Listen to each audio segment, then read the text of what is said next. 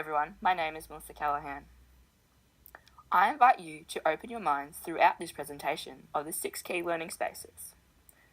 Our school should endeavour to employ each learning space to rejuvenate the mechanics of our school. Our school is getting renovated wholesomely, just as I hope your attitude towards learning may do throughout this presentation. I encourage you to pause this video at any time to discuss the information with your colleagues. Just to begin, I would like you to think about your learning experiences. Press the space bar and consider these questions before continuing. The 6 key learning spaces are the personal, the school and the classroom, the group, collaborative and cooperative, the beyond the classroom, the liminal and the e-space. These spaces are not designed to be used in isolation or replacement for your current pedagogical approaches, but rather to enhance our school as a learning community. Each play a vital role in learning success.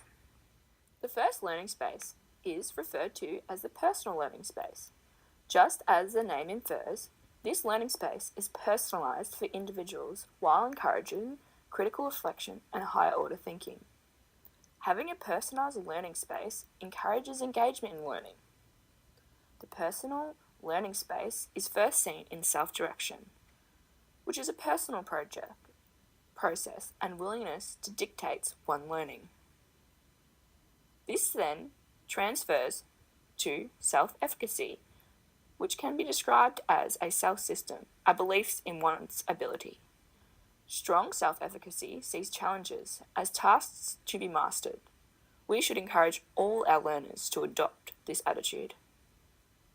Then there is reflection, where learners make connections between problems and achievement. And lastly, the personal learning network, which is comprised of the aforementioned sections.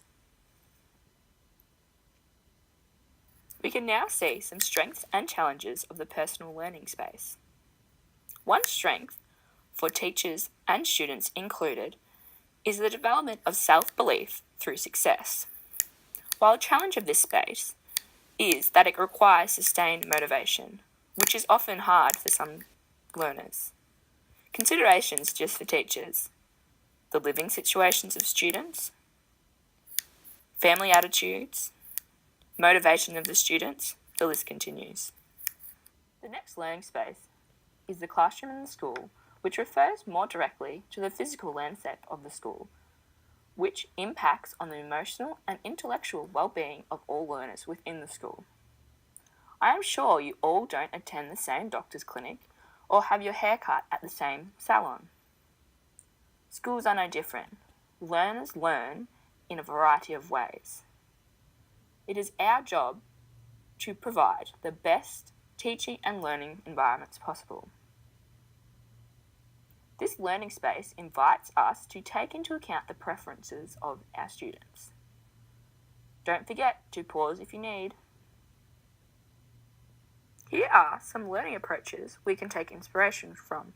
3 different stances, yet all still very effective. Firstly, open plan learning, which sees incorporation of open and flexible spaces with smaller breakout zones. The encouragement of new learning and teaching strategies. A whole school approach to see seamless transition, which then sees teacher and student creativity centralised. Candlebark and Fitzroy approaches, placing happiness at the forefront.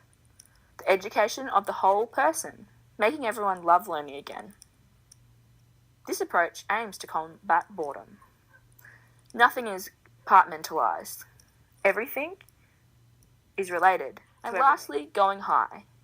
This school, in Paran, celebrates science and technology. A place where kids want to be. A second home almost, which respects the learning of 21st century students.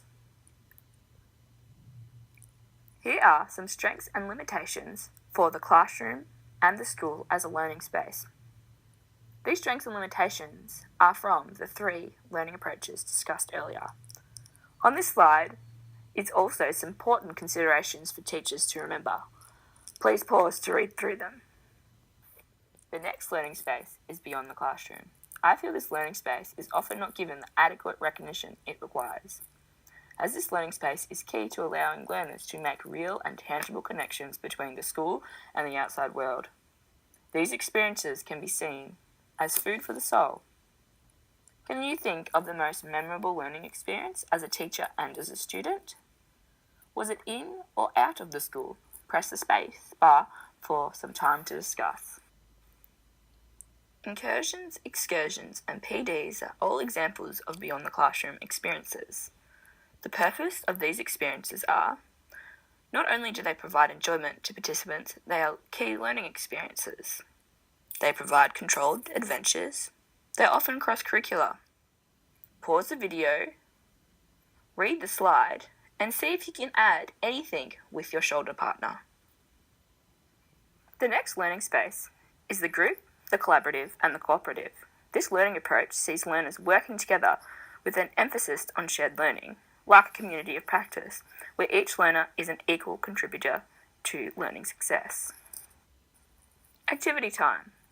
The human knot. If you're unsure how to play this, click on the link and it'll show the rules. After I finish speaking, pause the slide, participate, contribute, and then continue. Strengths and challenges for this learning space. For all learners, teachers and students included. See whether your teaching considerations would be different or the same. The liminal learning space is next. Liminal is derived from the Latin word meaning threshold, the state of in between, what was and what is next. What is a liminal space? A place of transformation which requires engagement with challenges. The liminal space relays that real learning requires stepping into the unknown. It represents a transformed way of understanding or interpreting or viewing something.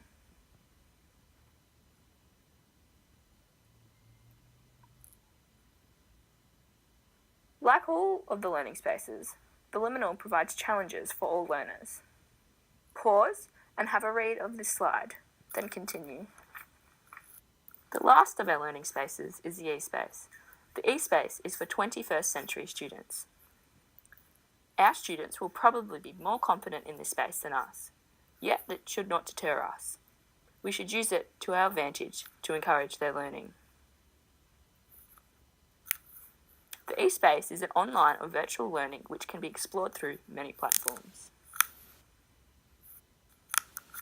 When working in the E-space, it's vital to ensure the safety of our students, as this space isn't restricted to the walls of the school.